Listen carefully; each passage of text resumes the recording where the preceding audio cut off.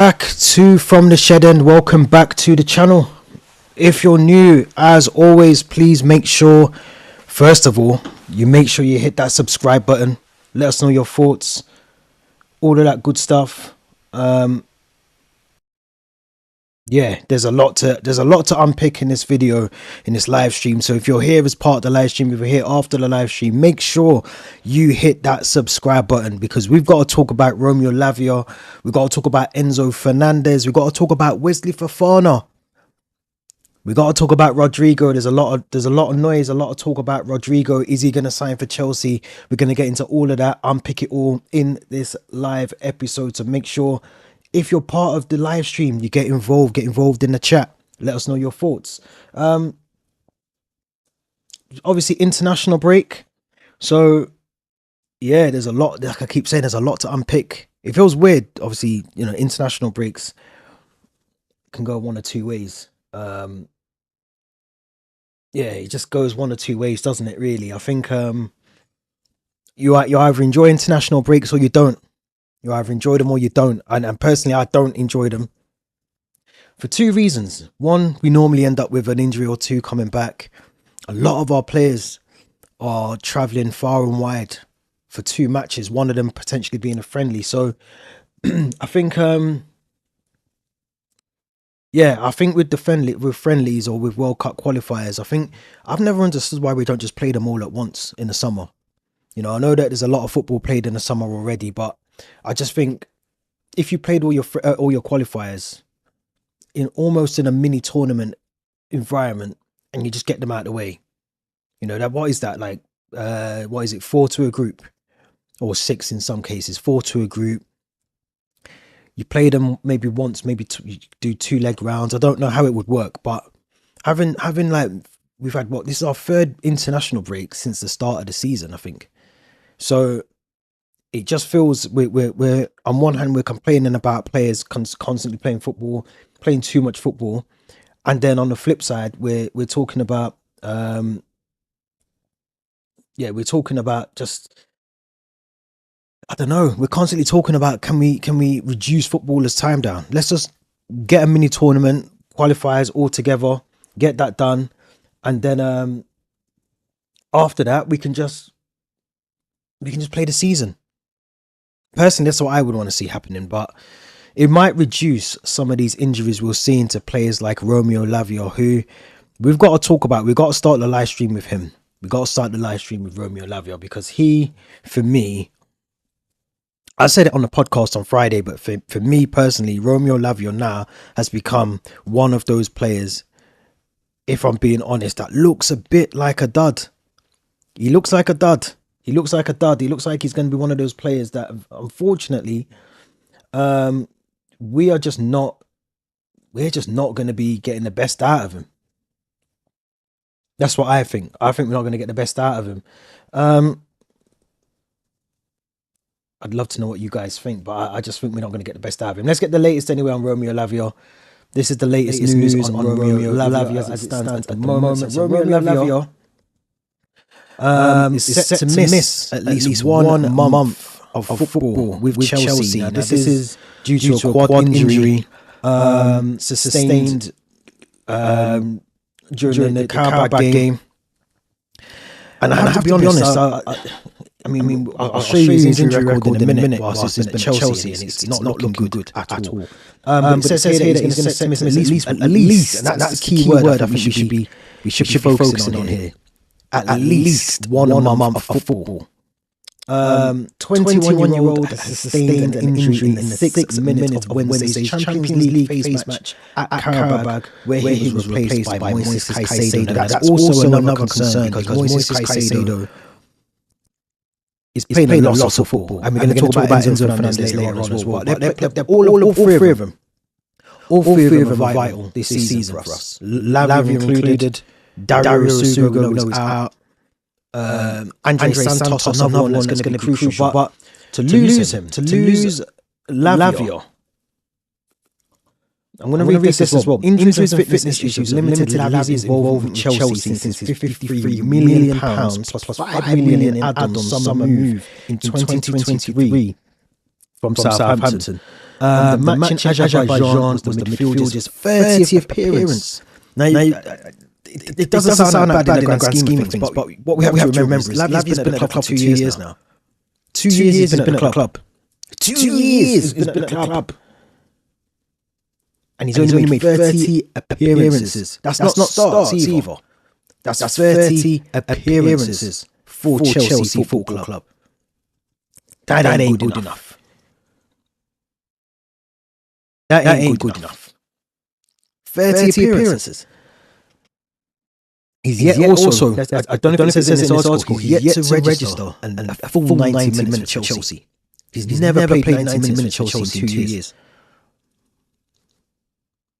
And if you think back, did we even need him at that point? Did we even need him? I remember Liverpool, we wanted Caicedo, we wanted Lavia. We just brought Enzo in that season before as well. And we was always saying we needed someone to partner Enzo in that midfield. And that was going to be Moises Caicedo. I generally feel like the owners just didn't want Lavia going to Liverpool. Liverpool basically got done what we did to them to Newcastle. With them buying Ekatike and Isak. We've done exactly the same when it came to Moises Caicedo and Romeo Lavia. Lavia says set to miss the Premier League games against Burnley, Leeds, Arsenal, Bournemouth, alongside Champions League games against Barcelona and Atalanta. And I have to stress as well, they are the minimum games he's going to miss. There's nothing to say that actually he's going to be fit and ready to go and play beyond those games. He could be injured for another 2 months. That's a minimum of a month. That's a minimum of a month. His first season at Stamford Bridge amounted to only 32 minutes of competitive action. And while he played 22 games across 24-25, that season was heavily disrupted by five muscular injuries. 5 muscular injuries. 32 minutes of action. I think wasn't that the game where he got injured against Crystal Palace? It was just after the Christmas break. It's not good. Ain't good at all. It's not good at all. We have to, I mean, look, the Belgian internationals missed the first 7 matches of this season with another muscular injury and started 4 games across all competitions. Now, I've got to be honest, I've got to say, I personally don't think, for me personally, that it's going to get better for him. I don't see it getting better. I think it's going to be a problem. It's going to be a massive problem if we're being honest. I think the problem with me is that in order for us to try and win the Premier League, in order for us to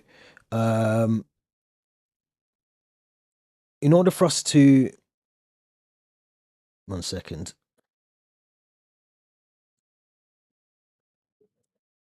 In order for us to win the Premier League, Champions League, anything of that sort of magnitude, you need quality in depth. And I like Real Gems' comments here.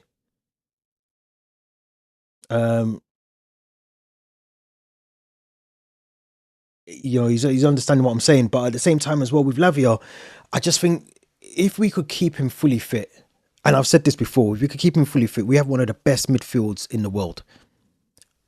Romeo Lavia, Moises Caicedo, Enzo Fernández.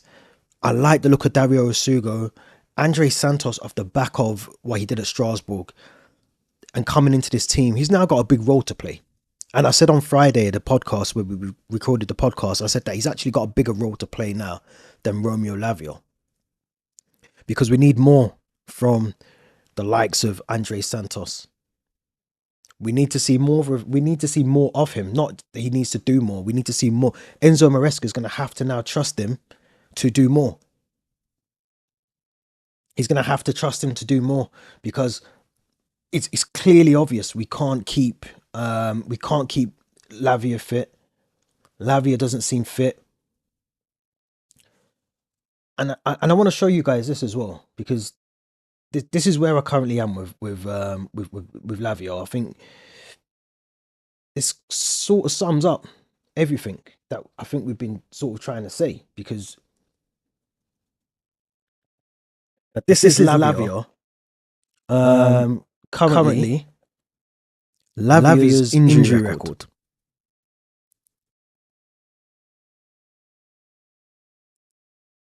We can go back to 22-23, but that's his injury record. All muscular, apart from the fitness, apart from the fitness injury and the ankle injury. Everything else is muscular. Everything else is muscular. And we used to talk about Reece James and his injuries.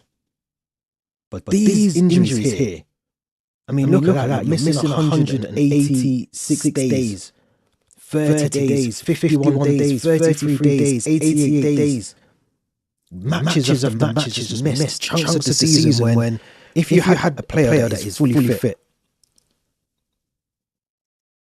I mean, look at that. That just sums it up. This is by season.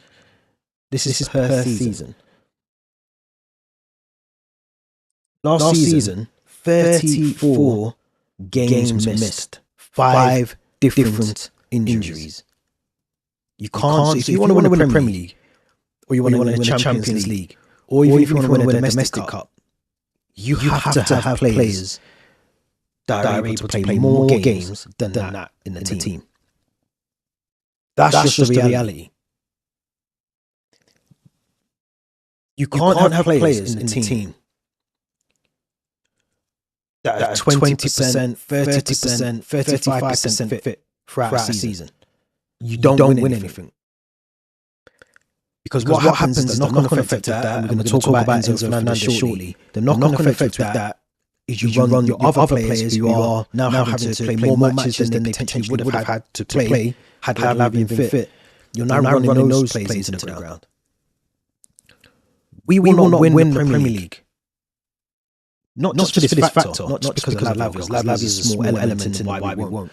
But we won't win the Premier League if we don't start creating, and when we do create chances, we take them and we score goals. Defensively, we need to be better. But all that being said, you need to have the engine correct in anything you're doing. The engine on the football pitch is in the midfield. Attacking-wise, defensively, the midfield is the engine in any football team, whether that's grassroots, Championship, League 1, League 2, Premier League, World Class, World Cup, whatever. The engine is in the midfield. If you've got Moises Caicedo and Enzo Fernández playing back-to-back games, week in, week out, playing through injuries, receiving injections to play games, they will at some point fall apart. No Dario Sugo, I think he's out till December. I know that Enzo Maresca doesn't trust Andre Santos in a more permanent starting level role in our club. This has now become an issue with Lavia. Last 2 seasons, you can maybe put it down to just unfortunate mishaps. And look, when I'm talking about Lavia, I'm not talking because I think, if we're talking like this as fans, he must be, his head must be in the clouds because he must want to play football just like any other person wants to play football. The problem that we have is these injuries are not sustainable at a club like Chelsea. They're not. You can't sustain anything in winning football matches with these kind of injuries. You're just never going to get it. And they're all the same. I mean, how do you have 4, let's add that one as well, 5 hamstring injuries in the space of, let's say, 3 years, 2 seasons, 3 years? How do you have that many hamstring injuries? At this point, you might need to find another sport and play golf because your body clearly isn't good enough, ready enough, able to play football. And some players are just like that. Some players just can't cope with football. It's unfortunate, but they can't cope with football. They just can't cope with the physicality of the Premier League. Lavia feels like he's one of those players that we're never going to see the best of, and he's got another 5 years left on his deal. He's got another 5 years left on his deal. Worrying times. It's worrying times if you're a Chelsea fan. It's worrying times because I feel like we're so close to being one of those teams where people talk about us in the conversation with Arsenal and Liverpool, but we're so far away from it at the same time. It's weird. It's weird. We should be in a conversation with Arsenal and Liverpool for the league. We spent enough. Like I keep saying, we've got players in that team that you just know, if there was a couple of minor tweaks, if we brought in a top goalkeeper, a solid centre-back, experienced centre-back, if we brought in, which there isn't many to go by, but if we brought in a top striker, and I'm talking someone who just knows where the back of the net is every single game, you've got a team. You've got a team. And those little tiny things of not having a top goalkeeper, not having a top defender, not having the prolific goal scorer, and then having that, adding to the fact that you've got players like Colwell that's out for the season, unfortunate injury, but you've got players like Lavia who can't play 50% of the games. Reece James of history will tell you that, you know, it's always a risk when you play him because he might not see the game out. He's had a lot of injury problems himself. Wesley Fofana is another one. You see all those things. The combination of those things means that you just, one, our recruitment hasn't been amazing. We spent, but it's not been amazing. And the fact that we brought Lavia, because these injuries are not new for Lavia. They're not. It's not like he's just inherited them while he's been at Chelsea. These have been things that have happened whilst he was at Southampton. Even when he was at Man City, he had injury issues there. So these are not new things. This isn't something that's just come about because he's at Chelsea. He's had these problems. So scouting wise, someone dropped the ball somewhere, because this is not a new thing with Lavia. We can't afford to continue to play and expect then the expectations that I've got, because my expectations are pushing for the Premier League, if not this season, next season, winning a domestic cup this season, advancing through to the knockout stages of the Champions League. Though for me, that's improvement of winning the Club World Cup and the Conference League last season. Anything less than that, you're looking at that Conference League and you're looking at the Club World Cup and you're thinking, actually, we've gone back. We haven't progressed if we don't win anything this season, and we don't compete in the Champions League, and we don't press Arsenal or Liverpool, City, whoever for the Premier League. I'm not saying we should win the Premier League, but at least challenge, mount a challenge. The players are right there. Add one or two, you've got yourself a squad. But the last I got to say on Lavia, he's got to do more. Whether that's a change in his training regime, whether it's a dietary thing, whether it's a lifestyle thing, whether it's just carrying too much weight, I don't know what it is, but he's got to change something. Because if he doesn't, this club is cutthroat. This club is cutthroat. Even an injured Lavia will get a move somewhere. And we are the kings of making profit on players. I'm pretty sure someone somewhere will pick up Lavia for 50 million. So he's got to think about his future. He's got to think about his future. Now let's talk about another midfielder, Enzo Fernández, another one. Another player that for me, who's apparently pulled out the Argentinian squad with a knee injury. Now the knee injury I think is basically down to the fact that he's got fluid on his knees. He's playing through this injury. I'm going to say back before the first World Cup qualifiers. I think it was way back then. I think he had the problems then. It says here as part of the Athletic as well that he's withdrew from the Argentinian squad to face Angola this month due to ongoing knee injuries. 24-year-old midfielder is in a lot of pain. And he's decided to sit out this international break to recuperate. Spoke to the medical staff. What's telling as well, and this is the thing that I wanted to pick out here, was that he actually asked to come off. Here we go. He actually asked Maresco to come off the pitch 83 minutes into the game. Now, bearing in mind, this is Wolverhampton Wanderers. We beat them in the Carabao Cup. We were cruising in the game Saturday evening. You got to ask the question, Maresco, why is he playing? Why is he doing 83 minutes? Maresco can't be unaware that he's got knee injury problems. Why is Maresco still playing him 83 minutes into the game? knowing that Lavia, game before, came off 5 minutes into the game. So this is where I got to question Maresca, because you're the manager.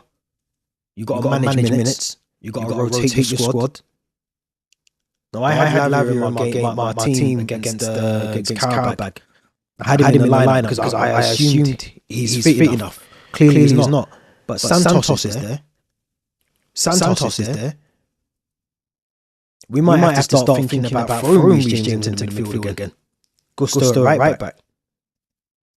We might have to until Dario Sugos, because Caicedo and Enzo Fernández cannot play week in, week out. They can't. Caicedo's gone to play international football. Let's hope he comes back without an injury. But Enzo for me is the right thing here. It's just mental. It's absolutely mental. I mean, having to have strapping around his knee and all the rest of it. This is a play that we rely on so much in games. We rely on him so much in games to be able to get advanced forward with the ball, create something, make something happen. And for us to be in a position where we're playing him that much, he's actually now retaining fluid in his knees. That can never be a good thing. And I wouldn't be surprised if the next big injury is Enzo Fernández, because to be playing that much football, not receiving a break. I think he might tell us here actually. Here we go. Fernández has featured 16 times for Chelsea this season and has played 79 games for club and country since the start of 24-25 campaign. That's too many games. That's too many games. 79 games for club and country since the start of 24-25 season. It's a lot of football. It's a lot of football. We have to manage him. We're going to have to manage him properly, because if we don't, the key thing with this is that he's actually got the initiative to say, actually, I'm not playing for Argentina, because a lot of players just go. They just go play football and just be, it is what it is. I'll deal with the ramifications when I get back. He's actually realised that he's actually too vital for Chelsea this season.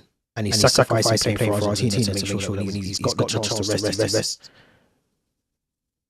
So what we don't want is a big injury. I mean, say, look, been dealing with a knee problem for 4 months. So that's the start of the season. The start of the season.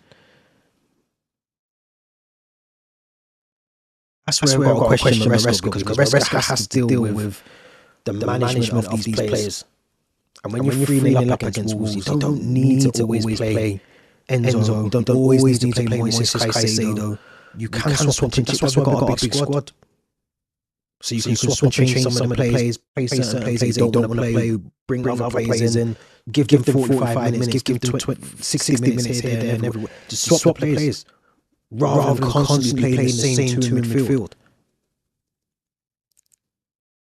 The problem that you're going to find is either Caicedo or Enzo will pick up a big injury. With Lavia looking like he's going to be out for a considerable amount of time as well. It's the last thing we need this season. It's the last thing we need this season. We're one injury away, in my opinion, from crisis mode. I don't know who would replace, if we lose either or both, Enzo and Moises Caicedo. That midfield shot to bits then. You look at Andre Santos. You might have to drop Cole into there, Reece James. It's a worry. It's a worry. But as I keep saying, this is where you've got to think Enzo Maresca, the manager, Gaffer, you've got to make sure that if you're playing these players, that they've got enough about them, that you can play them. Because if you don't, worrying. It's worrying. It's worrying. It's worrying times. It's worrying times for Chelsea Football Club. I'll be honest. I feel like we're one injury away from a crisis. I really do. and it's one thing I'm not looking forward to seeing at this busy point in the season. I mean, I'm just trying to think what our next fixtures are. Let's find out what our fixtures are. Whatever the fixtures are, they're important games. Whoever we play, they're going to be important games. Obviously, we've got Burnley off the back of the international break coming up. We know that much, but Champions League, Barcelona, Arsenal. Let me show you guys this just very quickly. We've got Burnley next week Saturday, 12:30 kickoff. Then we play Barcelona, which is going to be, obviously, we know that's a massive game. Don't even need to dress that one up. Arsenal, Emirates. I feel like this is going to sound mad and crazy, but I feel like that's the game that will tell me where we are this season. I know I said it when I think we played Liverpool and we beat them, but I feel like this is the game for the Arsenal. That if we beat them and we sustain, we get points against Burnley, and we close that gap against Arsenal, and then after that, I know it's a tough ground to go to Ellen Road, but the next two games after that, Leeds and Bournemouth, they're winnable games. I'm shamelessly going to say that they're winnable games. I can't be sort of doubting that we should win those games, but they're winnable games. Atalanta will be difficult, although I think they just sacked their manager. Then you go to the Everton game, Cardiff in the Cup. So this is where Maresca now has to start thinking smart and thinking, right, I've got a big squad. I'm going to have players returning at that point in December. I think Cole Palmer should be back very soon. Liam Delap's just come back into the team. Dario Sugo, I think, should be back some point in December, January. So we've got players coming back. Hopefully, if Lavia is just out for the month, then at that point you're looking at maybe the Atalanta, Everton game, maybe that Cardiff game sort of phasing back in there. But there has to be management from the gaffer. You can't just expect the two of Caicedo and Enzo to run the show every single game. Reece James is going to need the rest. Joao Neto is going to have a big role in this part of the season when Marco Correa needs to have a rest. This is what Maresca's getting paid the big money to do. This is not Leicester City anymore. This is where you're getting judged on what you do on and off the pitch, training and all the rest of it. And like I said, for me, objectives are progress to the Champions League. I want to see a domestic cup and I want to see a title challenge this season. Those three things are not going to change for me this season. So even if we're seventh, I'm still judging based on the fact we should be in the conversation for the league. That's just me. My objectives. That's what I think we should be doing this season. But it's important for us to obviously say that, look, Maresca's, I think, done really well.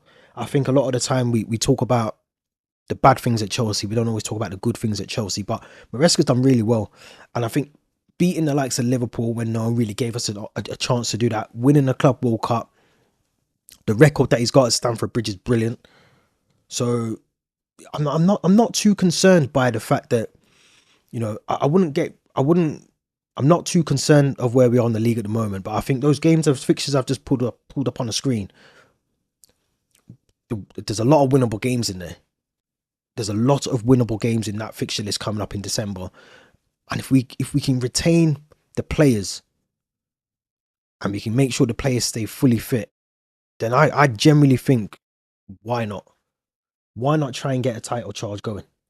That's just my opinion, but that's what I think personally. We should be looking to try and get a title charge going. Let's move on because I want to talk about Wesley Fofana, who for me, crazy times with Wesley Fofana, who this came out last week. We didn't report on it then because obviously a lot was going on the channel. But Wesley Fofana.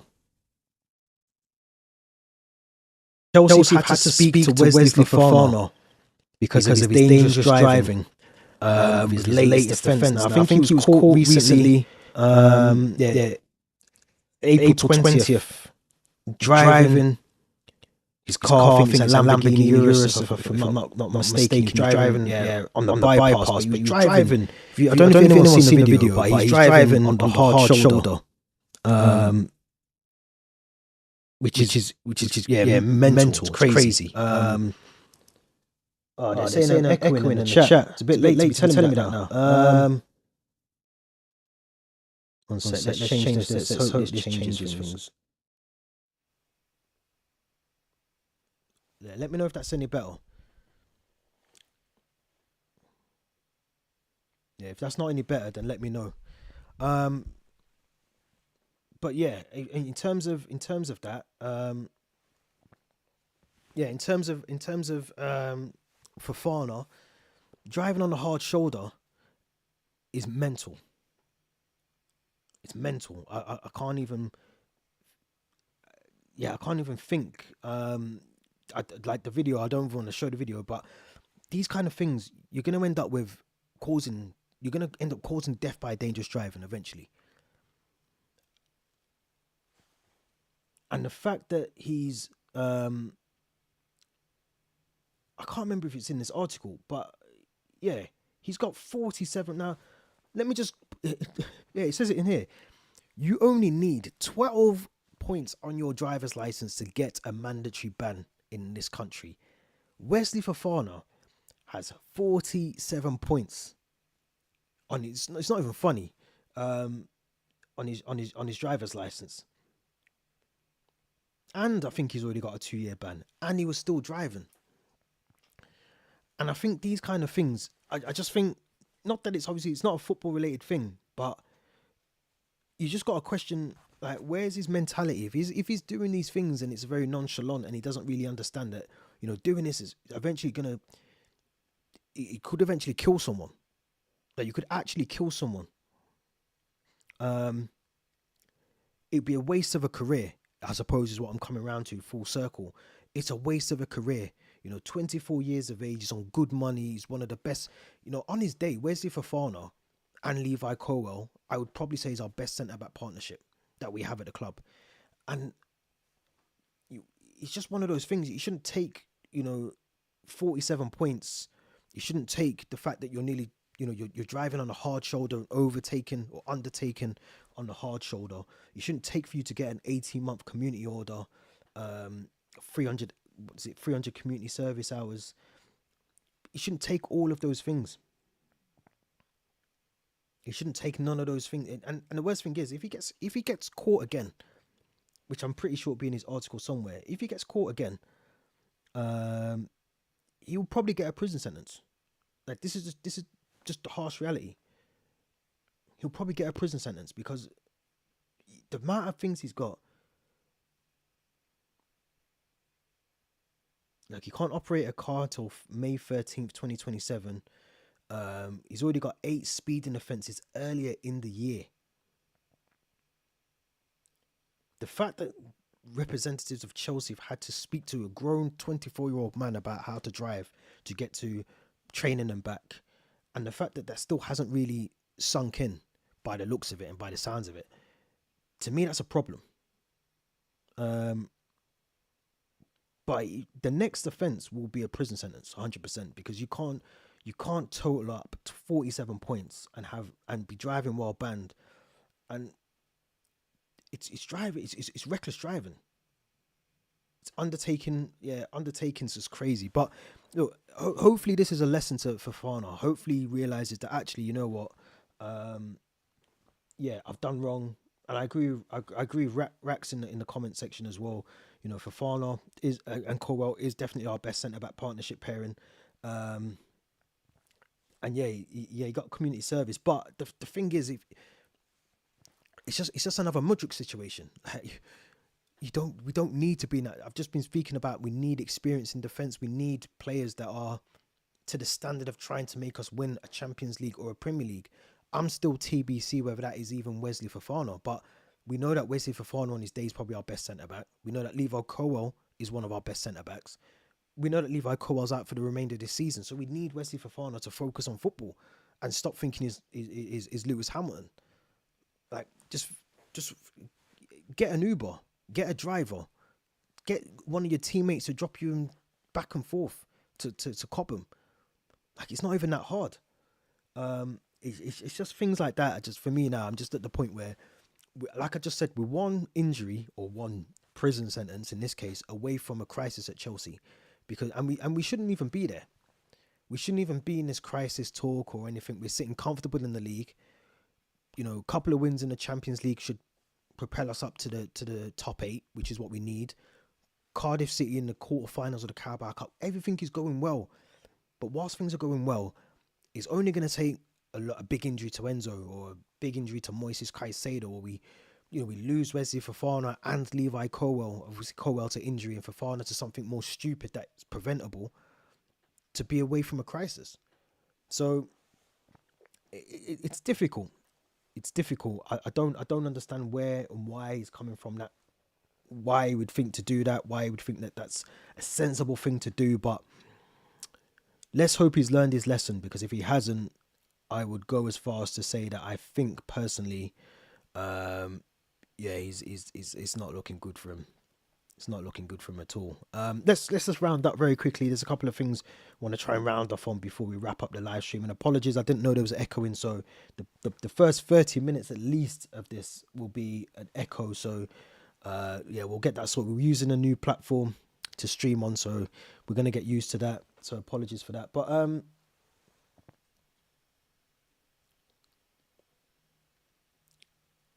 this is crazy as well. This is crazy as well, because apparently Chelsea are plotting an £80 million or million euro move for Rodrygo. Now, I'll be honest, I don't see this happening. I don't see it happening. I think Rodrygo must be on close to 350k. He doesn't fit the wage structure at Chelsea. And I'm going to say something else as well. He's not even top of what we need. And there's a couple of sort of Twitter accounts, the big Twitter accounts reporting on this, so take it with a pinch of salt. But I just don't think we need Rodrygo. I'm not saying he's not a good player, because he is. We know that he is. But by that I mean we've already got Garnacho, we've got Gittins, we've got Pedro Neto, we've got Esteval, we've got Giovanni Quenda coming. We've got about 7 or 8 players that can play in those winger options, and the cost that's going to bring him in, 80 million euros wages. Go and get the top centre back that we need. Now, Robert Sanchez has been really good in this part of the season so far. Improved from last season, but a top goalkeeper, again, few and far to come by. That wouldn't go amiss either. We can go and get a top goalkeeper.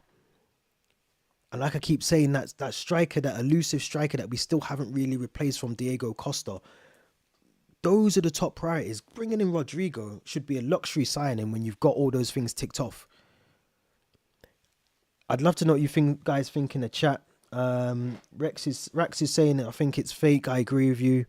I know, I agree as well. That indie guy, Ornstein gave him a bit of a cosign, and now he thinks he can drop news all the time. I agree, and this is why I'm not really touching on the story too much, because I generally think this will never ever happen. And I think there was talk recently of us trying to sign Ivan Toney. You only have to look at our wage structure.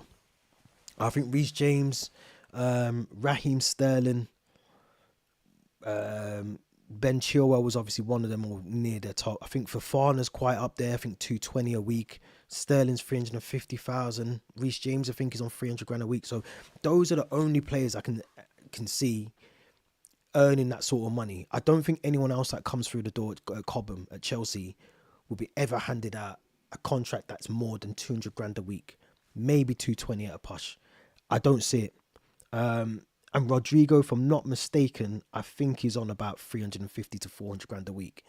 So, and even if he's not, even if he's on 280 a week, 300 grand a week, it still ain't happening. It still won't happen. So I'm hoping it's fake news. I'm hoping it's not legit, but you never know. Let's just wrap up really quickly. So obviously we know that Mark Gui's pulled out of the England squad. So we know that Big Trev, who I think, look, Trev's come under a lot of criticism of late, and it's expected. He deserves it in some ways, because he hasn't played to the best that we know he can and of recent seasons. But for him to get an England call up is interesting. Is it the Tom Tuchel favouritism again? Possibly. because he knows him, because he can trust him in certain aspects in terms of tactically what he wants from England. So maybe that's why he's been called up. It's an interesting one. Hopefully he doesn't come back injured. I think that's the reason why I want to talk about him, because if he comes back injured, we know that Fofana's a bit in and out of the team. Dizazi, where is he?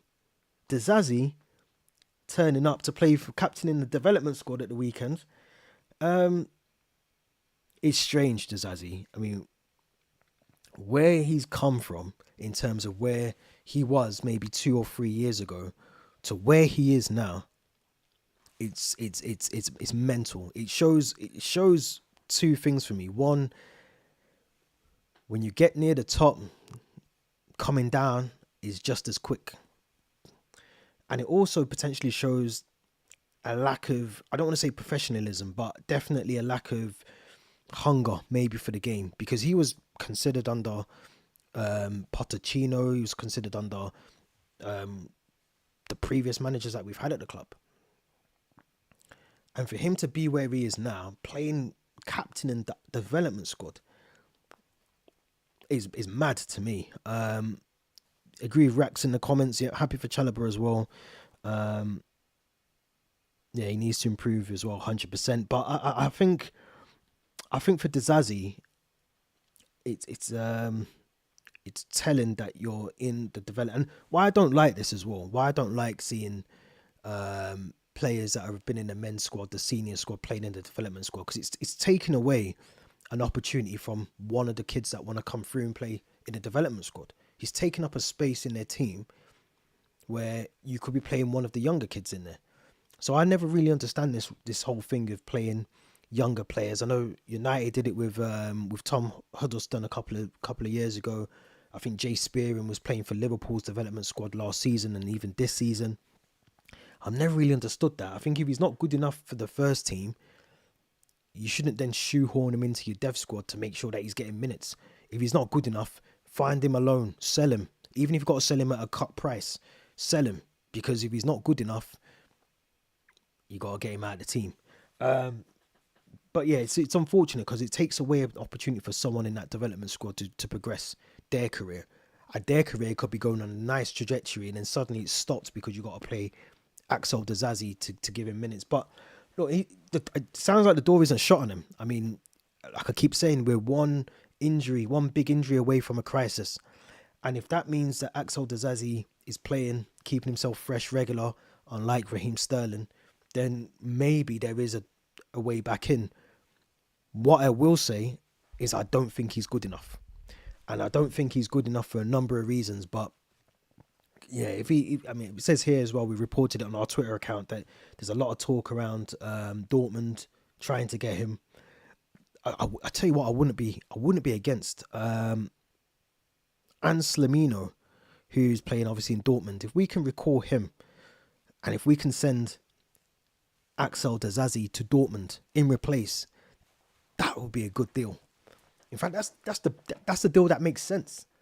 That's the deal that makes sense. We should be trying to get Anslamino back from Dortmund. I don't know if there's a clause whether we can recall him in January, but if we can, because he's been playing well, he got a couple of injuries at Dortmund, but if you can get him back and we can put Axel Dizazi in that Dortmund squad and start thinking about the future of Anslamino, and the same for Mike Penders. These sort of players should be in our squad right now. If we're thinking they're going to be here next season, then we need to make sure that they're here now, embedding into the team. Again, one thing I've never understood, Mike Penders should be in the team now. Yep, Rex is true there. He did reject offers. He rejected offers. Again, though, this is why I think the Rodrygo thing would never happen, because we've been burnt before with Sterling, Chilwell. Not to say that he's kicked up a fuss or anything like that, but when you've got players on high earning money, and Fofana's another one, it's very unlikely they're going to want to leave. Sterling is never going to go to West Ham, Fulham, abroad to Serie A or anywhere like that, because they're not going to be able to pay his £350,000 a week. Now, Axel Dizazi, I can't remember how much he's on, but if they can't afford to pay his wages, he'll gladly sit in a development squad, turn up on a Saturday at 12 o'clock, play his development game and go home. And that's just the unfortunate life of the reality of where we are with it. Rex is saying, I think he wants to take the risk part in his career because he knows he'll only have opportunity making it in World Cup squad if he makes it into Chelsea squad. It's true. It's true. And again, that's a big factor to think about. The World Cup is coming up. But he's not good enough. Dizazi is definitely not good enough. Not at all. I think it's interesting for Chalobah. I think Chalobah definitely deserves an opportunity to play in the World Cup squad, because I think England definitely have a mixed quality of defenders, and I think there's definitely room for Chalobah in that World Cup squad. And one thing I've noticed about, whether it's right or wrong, is that Tuchel does have a small bias towards Chelsea players. So maybe because he's worked with them before, he knows, he understands them, but he's definitely got a small bias to them. But look, we'll have to see. Like I said, we're going to be doing a lot more of these live streams now. We've sorted out the streaming platform. We're still obviously teething problems, as you said before. The echoing wasn't ideal, but we're going to be doing more live streams. The new platform's working out for us now, so we're going to be doing more of that. We want to get more engagement with the chat. We're going to be trying to up the levels on all of these things. So make sure, if you haven't already, you hit the Linktree link in the description.